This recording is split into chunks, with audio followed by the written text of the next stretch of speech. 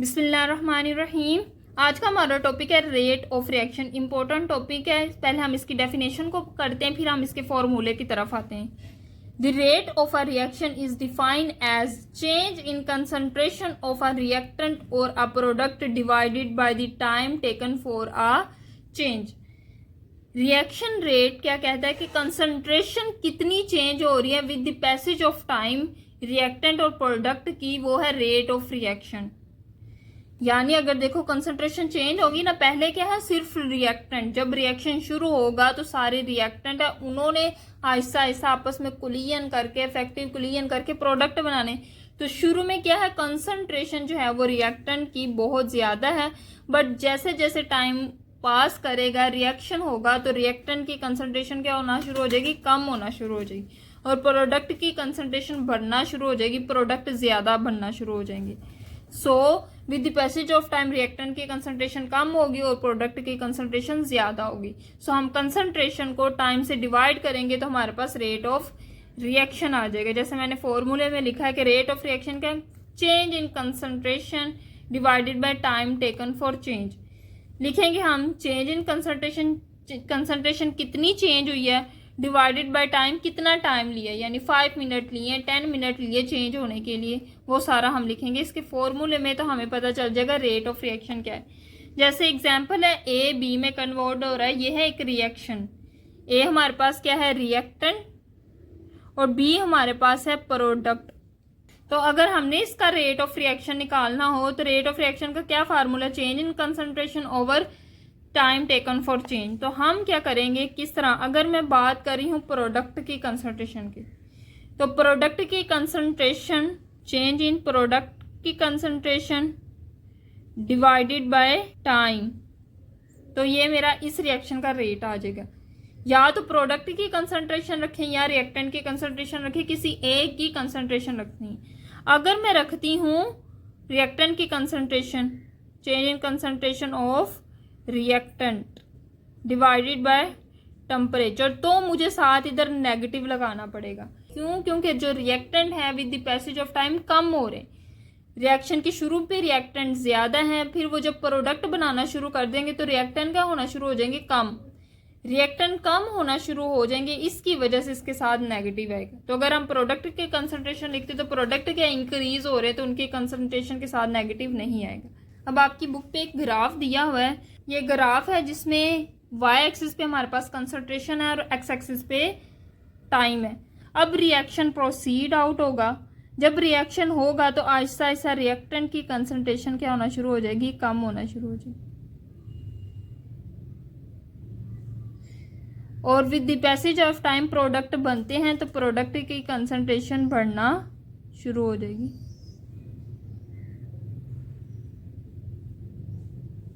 ठीक है, पहले क्या होगा, रिएक्टेंट कम होना शुरू हो जाएंगे, जैसे जैसे रिएक्टेंट कम होंगे वैसे वैसे प्रोडक्ट बनना शुरू हो जाएंगे। रिएक्टेंट क्यों कम हो रहे, क्योंकि प्रोडक्ट बन रहे, तो जैसे जैसे प्रोडक्ट बनते जाएंगे प्रोडक्ट की कंसंट्रेशन बढ़ती जाएगी और रिएक्टेंट की कंसंट्रेशन कम होती जाएगी। एक वक्त ऐसा आएगा कि ये दोनों लाइन पैरेलल हो जाएंगी, मतलब एक ऐसे जा रही है तो दूसरी ऐसे जा रही, बिल्कुल इस तरह बराबर ये दोनों लाइनें जा रही होंगी।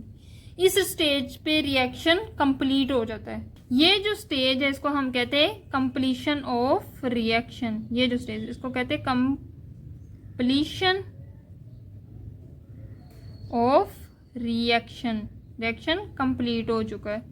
ये जो कर्व थी हमारे पास किसके लिए थी, किसकी कंसंट्रेशन पहले ज्यादा थी और आहिस्ता आहिस्ता कम हुई है, रिएक्टेंट की। तो कंसंट्रेशन ऑफ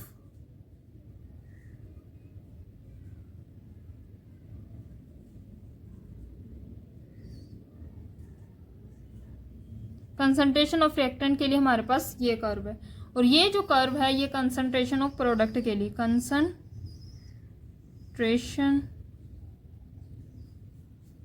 ऑफ प्रोडक्ट, उसके लिए ये वाली कर्व है। सो इस तरह आप ग्राफ भी साथ बनाएंगे। अब हम बात कर लेते हैं रेट ऑफ रिएक्शन का यूनिट क्या है। तो रेट ऑफ रिएक्शन का पहले फॉर्मूला लिख लेते हैं, क्या है, rate of reaction change in concentration divided by time. तो कंसंट्रेशन का क्या यूनिट होता है, मोल डेसीमीटर पर क्यूब, ये होता है कंसंट्रेशन का यूनिट, डिवाइडेड बाय टाइम का यूनिट होता है सेकंड। सो यूनिट क्या आएगा, मोल डेसीमीटर पर क्यूब। अब ये जो सेकंड है ऊपर जाके क्या हो जाएगा, पर सेकंड। सो मोल डेसीमीटर पर क्यूब पर सेकंड यूनिट होगा। अगर हम टाइम आवर्स में ले रहे हैं तो क्या होगा यूनिट, मोल डेसीमीटर पर क्यूब पर आर। घंटे की बात करेंगे, अगर टाइम हम घंटों में ले रहे हैं तो इधर पर आर, सेकंड की जगह पर आर यूनिट करेंगे। इसी तरह अगर हम मिनट्स की बात कर रहे हैं तो इधर पर मिनट्स यूज करेंगे। नेक्स्ट वन टॉपिक है instantaneous rate and average rate. ये दोनों एज अ शॉर्ट आ सकते हैं, इंस्टेंटेनियस रेट भी शॉर्ट आ सकता है, एवरेज रेट भी शॉर्ट आ सकती है, या दोनों में डिफरेंस भी आ सकता है। तो ये शॉर्ट के लिए बहुत ज़्यादा इंपॉर्टेंट है। रेट ऑफ रिएक्शन की डेफिनेशन भी शॉर्ट के लिए बहुत ज़्यादा इंपॉर्टेंट है। Instantaneous rate and average rate दोनों में डिफरेंस भी आ सकता है। अब दोनों में डिफरेंस है क्या, आप सपोज करें कि आप एक शहर से दूसरे शहर जा रहे हैं बाइक पे, एक शहर से दूसरे शहर आप बाइक पे हैं और आपकी स्पीड कितनी थी, तो आप बता देंगे 50 स्पीड पे मैं आया हूँ। अब वो जो आपने स्पीड बताई है ना, वो एवरेज स्पीड, रास्ते में 50 से ज़्यादा भी स्पीड होगी और 50 से कम भी होगी, लेकिन आपने क्या एवरेज बताया, तो मैं 50 की स्पीड पे आया हूँ एक शहर से दूसरे शहर, तो वो क्या है, एवरेज स्पीड है, एवरेज रेट है। इसी तरह इंस्टेंटेनियस रेट क्या है, अगर आप अचानक बाइक पे जा रहे हैं एक शहर से दूसरे शहर, अचानक रास्ते के दौरान आप मीटर पे देखते हैं कि कितनी स्पीड है, वो जो अचानक जो देखी जाती है स्पीड, वो कहलाती है instantaneous speed. The rate at any one instant, reaction के दौरान आप किसी भी लम्हे, इंस्टेंट का मतलब है लम्हा, एक लम्हे आप रिएक्शन की स्पीड चेक करना चाहते, रेट चेक करना चाहते, तो उसको कहते हैं इंस्टेंटेनियस रेट। एवरेज रेट क्या है, the rate of reaction between two specific time intervals, आप रिएक्शन के दो स्पेसिफिक इंटरवल, सपोज रिएक्शन शुरू हुआ है उसके बाद 10 सेकेंड और 100 सेकेंड, रिएक्शन शुरू हुआ 0 सेकेंड से, 0 सेकेंड से रिएक्शन 10 तक गया। अब जब रिएक्शन को 10 सेकेंड हो जाएंगे ना, तब मैं रिएक्शन का रेट चेक करूंगी, वो इंस्टेंटेनियस रेट होगा। अगर मैं कहूं कि 10 और 100 सेकेंड के दौरान रिएक्शन का रेट कितना रहा, तो वो होगा एवरेज रेट।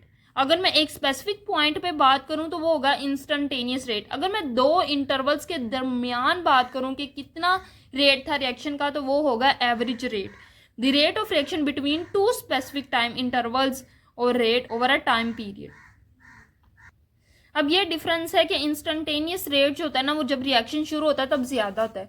क्यों, क्योंकि तब ना सिर्फ रिएक्टेंट होते हैं वो आपस में कोलाइड करके प्रोडक्ट बनाते हैं और उनकी स्पीड बहुत ज्यादा होती है। तो इंस्टेंटेनियस रेट शुरू पे ज्यादा होता है, ज्यादा रिएक्शन होता है, ज्यादा रिएक्टेंट मिलके प्रोडक्ट बना रहे होते हैं। लेकिन at the end instantaneous rate कम हो जाता है। इंस्टेंटेनियस रेट कम क्यों हो जाता है कि रिएक्टेंट की कंसंट्रेशन कम हो जाती। जब रिएक्शन एट द एंड आएगा तब ज्यादातर रिएक्शन मिक्सचर में होंगे प्रोडक्ट्स ज्यादा होंगे और रिएक्टेंट क्या होंगे, कम होंगे। जब रिएक्टेंट कम हो गए तो रेट भी क्या होगा, रिएक्शन का कम होगा। So at the end instantaneous rate कम हो जाएगा और एवरेज रेट ज्यादा होगा। इसी तरह अगर फर्स्ट की बात करें, जब रिएक्शन अभी शुरू हुआ है तो इंस्टेंटेनियस रेट ज्यादा होगा एवरेज रेट से। अभी हमने एवरेज और इंस्टेंटेनियस रेट के बारे में पढ़ा, उसी कॉन्सेप्ट को यूज करते हुए हम सैंपल प्रॉब्लम सोल्व करते हैं। सैंपल प्रॉब्लम है 7.1, रिएक्शन है बिटवीन नाइट्रोजन एंड हाइड्रोजन और बन रहा है अमोनिया।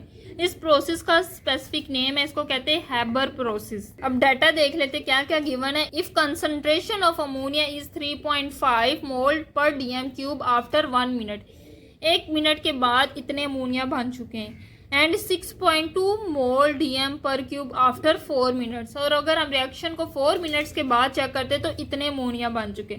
अब हमने कैलकुलेट करनी है दो चीज़ें, instantaneous rate and average rate.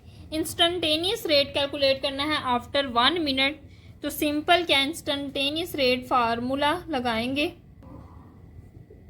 Change in concentration divided by time.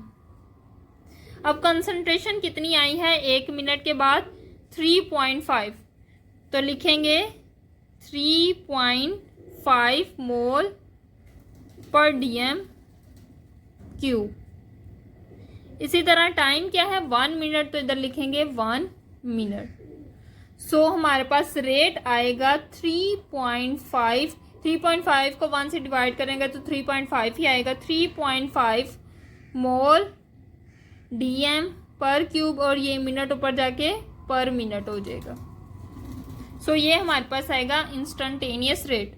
इसी क्वेश्चन का पार्ट 2 है, what is average rate of the production of ammonia for the system between the 1 and 4 minute. 1 minute पे भी हमें कंसंट्रेशन दी गई है, 4 minute पे भी कंसंट्रेशन दी गई है। हमने कैलकुलेट करना है एवरेज रेट। तो एवरेज रेट किस तरह कैलकुलेट करते हैं, पहले हम चेंज इन कंसंट्रेशन कैलकुलेट करते हैं।